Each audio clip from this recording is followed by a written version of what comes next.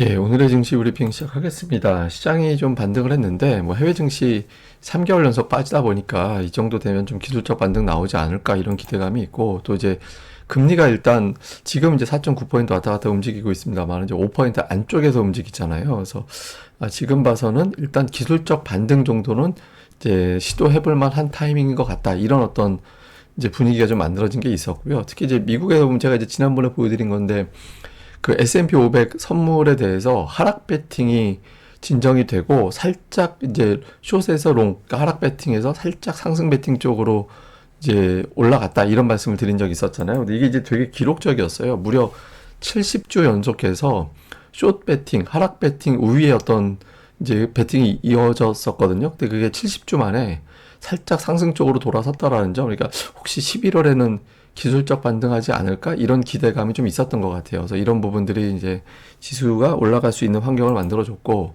또 하나는 이제 금리인데 FMC 앞두고 있다 보니까 이제 금리에 대해서 주목도가 높을 수밖에 없는데, 다만 이제 이번에는 거의 확정적으로 동결로 보는 거고, 그러니까 12월에도 동결이 되고, 결과적으로는 금리 인상은 이걸로 끝난 것 같다. 이런 시각이 있거든요. 그래서 드러큰 밀러 같은 경우도 보면 2년물 금리에 대해서는 이제 좀 금리가 내려가는 쪽에 베팅을 한다라고 하잖아요. 근데 다만 이 사람은 그 빌 에크먼하고 조금 다른 게 있습니다. 그러니까 장기물에 대해서는 안 빠질 것 같다. 장기 금리는. 근데 단기 금리는 빠질 수도 있을 것 같다. 이렇게 좀 엇갈리게 이야기를 했거든요. 근데 어쨌든 2년물 금리가 내려가는 쪽에 베팅을 한다라는 거는 금리가 더 이상 연준이 금리 인상 안 한다라는 쪽으로 해석이 될 수 있는 거라서 어쨌든 금리 인상이 끝났을지도 모른다라는 기대감, 이게 또 이제 지수가 조심스럽게 올라갈 수 있는 이제 분위기를 만들어준 게 있고요. 그리고 무엇보다 이제 낙폭과대, 미국이 그 8, 9, 10월 내리 3개월 연속 빠진 사례가 그렇게 많지 않습니다. 그러니까 1952년 이후에 2번 포함해서 6번, 2번 빼면 5번인데 어쨌든 그때 어떤 사례를 봤더니 11월에는 대부분 다 올라갔다.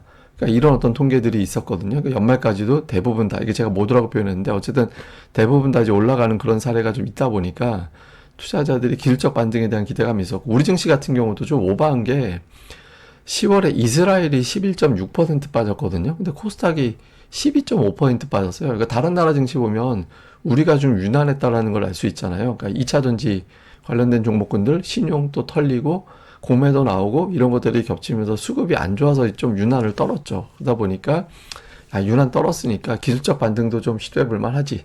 그러니까 이런 어떤 기대감 이런 게 좀 있었던 것 같습니다. 그리고 이런 막연하게 많이 빠졌으니까 이거 가지고는 못 움직이는 건데, 그러니까 제법 괜찮은 재료가 들어왔죠. 그러니까 13개월 만에 수출이 플러스로 돌아섰다. 그리고 이제 무역 수지도 흑자가 났다. 이런 내용들이 나왔는데, 또 항목별로 보면 반도체 수출이 계속해서 증감률을 놓고 보면은 마이너스 25%, 마이너스 40%, 마이너스 34, 마이너스 22 이렇게 가다가 3.1%로 확 줄었잖아요. 예, 감소율이 굉장히 확 줄어드는 그런 모습이 나왔죠. 그래서 이게 반도체가 정말 하반기 이후에 턴하는 게 맞나 보다.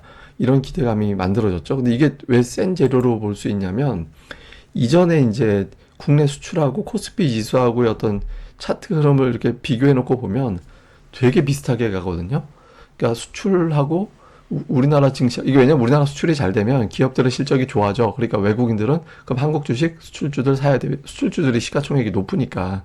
그러니까 이런 경향성을 좀 보이거든요. 그래서 수출이 잘 된 거 봐서는 코스피가 올라갈 수도 있겠구나. 그러니까 이런 어떤 기대감이 또 만들어진 거죠. 이게 이제 오늘 시장을 끌어올린 가장 결정적인 요인이었다. 이렇게 봐야 될 것 같습니다.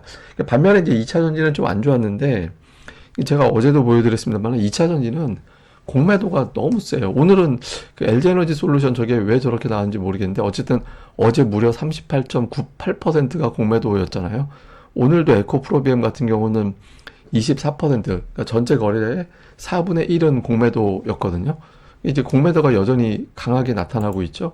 근데 이제 중요한 건 뭐냐면 이게 좀 공매도가 회수가 되는 조짐이 있어야 되는데 그걸 우리가 이제 정확하게는 알 수는 없고 대차장고 추이로 가늠을 하는 건데 대차가 안 줄고 있어요. 그러니까 대차가 좀 줄어야 공매도 청산하고 좀 회수되나 보다 이렇게 보는데 아직까지 저기 이제 LG에너지 솔루션은 좀 줄어든 게 하루가 나오긴 했는데 다른 쪽은 안 그렇거든요. 그래서 2차 전지와 FMC 앞둔 긴장감이 지수 상승폭을 제한하고 코스닥 같은 경우는 대형주 업종 지수는 마이너스로 밀어버리는 그런 결과를 좀 초래를 했습니다. 그래서 이 공매도 쇼커버가 나오면 그러니까 대차가 좀 줄고 하면 이제 2차 전지가 좀 단기적으로 기술적 반등이 좀 세게 나올 수 있는데 아직까지는 이제 그런 신호가 눈으로 확인된 거는 현재까지는 이제 아직은 없는 그런 상태입니다.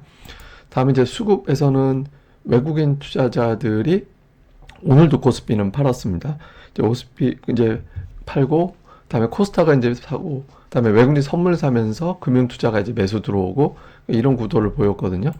근데 이제 그 종목을 보니까 시가총액 상단을 외국인들은 고르게 팔았어요. 다만 이제 하이닉스, 삼성전자 그러니까 이런 것들을 좀 담는 그런 모습이 있었죠. 그다음에 뭐 그 아래 보면 뭐 로봇주라든가 뭐 방산주 일부라든가 이런 것들을 좀 담았는데 하여간 이제 좀 시가총액 상위 팔고 삼성전자, 하이닉스 같은 이제 IT 계열의 종목군들 일부 담고 하여튼 이런 식으로 좀 엇갈리게 매매하는 그런 형태를 보였고 화장품주를 두 개를 다 담는 그런 모습을 보이는 게 좀 특징이었고요. 그다음에 기관 투자자들은 오늘 삼성전자만 1,500억 매수를 했고 하이닉스 또 매수했고 그 아랫단에 보면 그러니까 전차, 삼성전자, 하이닉스, 자동차, 그다음에 금융주 그러니까 이런 어떤 카테고리로 좀 매매한 게 특징이었고요. 코스닥 쪽에서는 딱히 이렇게 이제 업종별 특징이 있었다 이렇게 보기는 애매하고 다만 이제 반도체 관련된 종목군들을 오늘 이제 매수에 좀 담는 종목 수가 조금 더 평소보다는 이제 눈에 띄는 그런 형태를 보인 게 좀 있었고요.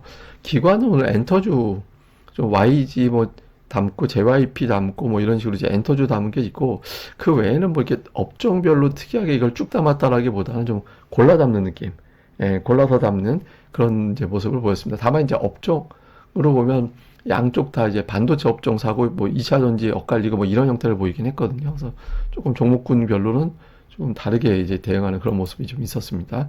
자, 이슈를 보면 FMC 앞두고 파월 징크스가 계속 있었거든요. FMC 회의 당일날 파월 발언 시작되면 증시가 빠지는 그런 형태가 나왔었는데 이건 제가 잠시 후에 또 설명드릴게요.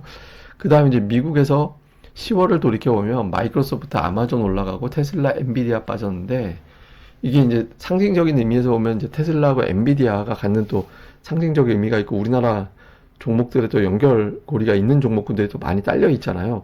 그러니까 마이크로소프트, 아마존하고 관련된 종목들보다 테슬라하고 이제 엔비디아하고 관련된 종목들이 더 많죠. 그러니까 지금 빅테크 내에서도 이렇게 엇갈리고 있는데 이 구도가 고정이 되느냐 아니면 또 이제 맞춰가느냐 요거 좀 주목해 볼 필요가 있고 그다음에 이제 LG 에너지 솔루션하고 이제 하이닉스하고 구도를 저는 이걸 되게 주목해야 된다라고 생각을 하는데 오늘 시가총액이 제가 지난주인가 두 종목 시가총액이 역전될 수 있다 순위가 그러니까 SK 하이닉스가 2위가 되고 LG 에너지 솔루션이 3위가 되는 상황이 생길 수도 있다라고 말씀을 드렸잖아요. 지금 실제로 오늘 8천억까지 좁혀졌어요 시총이.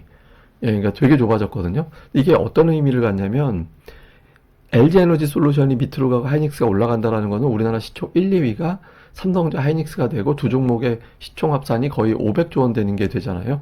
그러면 시장에서는 반도체의 어떤 실적 턴을 인정해 주는 게 되는 거고 그렇게 되면은 증시가 올라갈 수 있는 동력이 될 수도 있습니다. 왜냐하면 이제 최대 수출 기업들에 대해서 실적 턴을 받아들이기 시작했다라는 거니까 그럼 지수가 더 올라갈 수 있는 동력이 되는 거고 이게 좁히지 못하고 물론 이제 두 개 다 올라가고 LG 에너지 솔루션이 강해서 이제 순위가 유지가 되면 상관이 없는데 예를 들면 LG 에너지 솔루션도 시원찮고 하이닉스도 그저 그래서 이 순위가 유지가 된다 이러면 반도체 턴을 인정하지 않는 게 되는 거고 지수는 박스권 이상은 어렵게 되는 그런 구도가 될 수도 있거든요. 그래서 이 시가총액의 어떤 의미 요것도 볼 필요가 있습니다. 제일 좋은 건 시총이 뒤집어지고 LG 에너지 솔루션도 괜찮아지고 하이닉스는 더 강하게 가고 이런 구도가 돼야 되거든요. 근데 이제 이게 실제로 될지는 뭐 지금 수급 가서는 좀 이제 만만치는 않은데 어쨌든 이거 좀 관심 있게 볼 필요가 있는 것 같습니다. 그다음에 오늘 뭐 특징주는 뭐 이 정도로 보시면 될 것 같고요. 그다음에 이제 코스닥이 되게 특이한 모습이 나온 게 그러니까 2달 연속해서 급락을 한 거. 이게 급락이라는 건 종가로 따지는 게 아니라 이제 월간 마이너스 10% 이상 찍었다가 이제 종가가 올라온 케이스들이 있으니까 어쨌든 월간 마이너스 10% 이상 찍었던 사례를 2010년 이후로 쭉 이제 찾아봤거든요. 근데 보니까 다음 달에는 한 2대1 비율로 올라갈 확률이 높긴 해요. 올라갈 확률이 높고 또 연달아서 하락했을 때 그러니까 2011년 8월 9월이 2달 연달아서 빠진 거고 지금이 9월 10월 연달아 빠진 거잖아요. 그러니까 2011년 9월 사례로 보면 좀 그 다음 달에 많이 올라가긴 했거든요. 그러니까 워낙 많이 빠지니까 낙폭과대로 좀 반등하는 경향이 좀 있는데 코스닥 오늘 이제 2차 전지 하락에도 불구하고 지수가 버틸 수 있었던 건 아마 이번 달엔 반등하겠지 이런 정서가 있었던 것 같고요. 근데 이제 걱정되는 건 파월이죠. 역대 연준 의장들이 기자회견 시작할 때, 그다음에 이제 브리핑 시작할 때 주식시장의 반응, 빨간색이 파월입니다.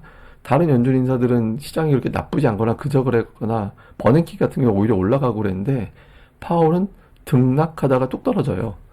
그런 형태를 보였거든요. 근데 이걸 제가 왜 보여드리냐면 오늘 파월이 무조건 그렇게 된다가 아니라 이게 만약에 파월이 등판을 했음에도 불구하고 시장이 안 빠지게 되면 그러니까 FMC 관련된 이벤트는 사실상 영향력이 대단히 축소되는 거예요. 왜냐하면 이제 금리 인상이 종료가 된 걸로 판단을 할 거고 그러면 이제 FMC보다 이제 금리, 경기, 실적 이쪽으로 이제 판이 넘어가게 되는 거기 때문에 그러니까 파월의 징크스가 재현이 되느냐 안 되느냐 자체도 중요하지만 그 연준의 어떤 영향력에서 시장이 좀 대단히 축소되는 계기가 되는 건지 요거 관점에서 볼 필요도 있습니다. 그래서 요것도 오늘 이제 관전 포인트로 살펴보시면 좋을 것 같습니다.